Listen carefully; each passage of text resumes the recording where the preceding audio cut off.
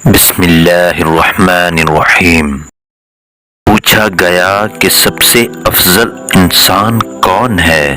تو آپ صلی اللہ علیہ وآلہ وسلم نے فرمایا، ہر وہ شخص جو دل کا صاف اور زبان کا سچا ہو۔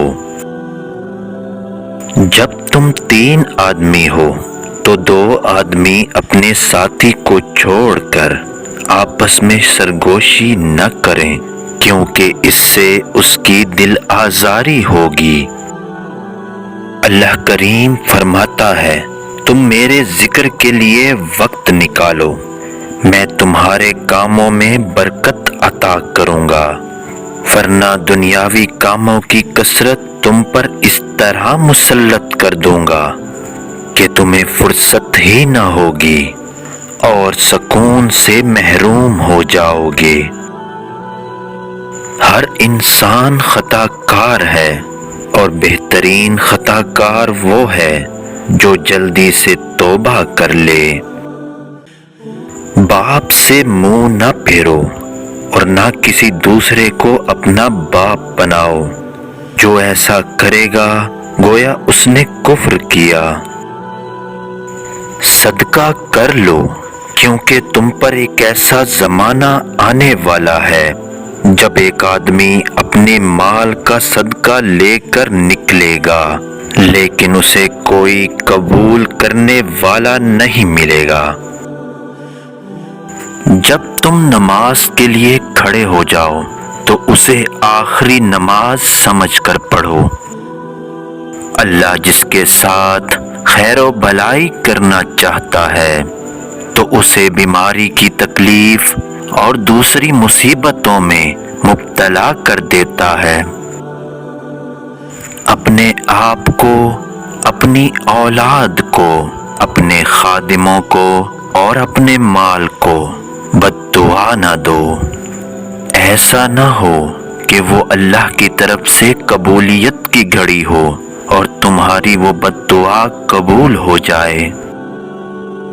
رات کا کھانا کھاؤ، اگرچہ وہ 1 ردی مٹھی کھجور ہی کیوں نہ ہو، اس لیے کہ رات کا کھانا چھوڑنا بڑھاپے کا سبب ہے۔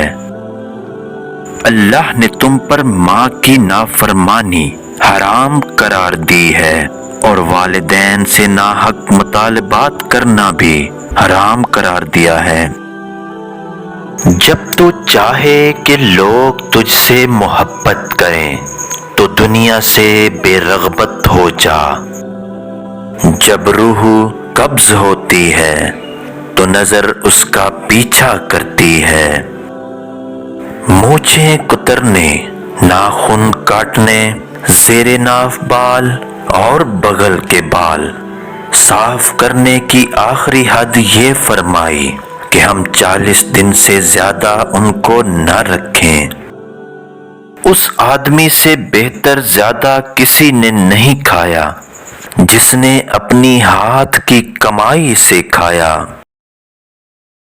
لوگوں میں بدترین وہ ہے کہ جسے اس کی بد کلامی کی وجہ سے لوگ چھوڑ دیں۔ جس بندے کے پاؤں اللہ کی راہ میں گرد آلود ہوئے، انہیں جہنم کی آگ نہ چھوئے گی۔ جو شخص سورہ بقرہ کی آخری 2 آیات رات میں پڑھ لے گا تو وہ اسے ہر آفت اور مصیبت سے بچانے کے لیے کافی ہے۔ خرید و فروخت کے وقت سچائی سے کام لینے اور ہر بات کھول کر بیان کر دینے والوں کے لیے تجارت میں برکت ڈال دی جاتی ہے۔ کسی شخص کے اسلام کی خوبی یہ ہے کہ وہ لایعنی اور فضول باتوں کو چھوڑ دے۔ سب سے برا چور وہ ہے جو اپنی نماز کی چوری کرتا ہے۔ صحابہ نے عرض کی، یا رسول اللہ صلی اللہ علیہ وسلم، کوئی اپنی نماز کی چوری کیسے کر سکتا ہے؟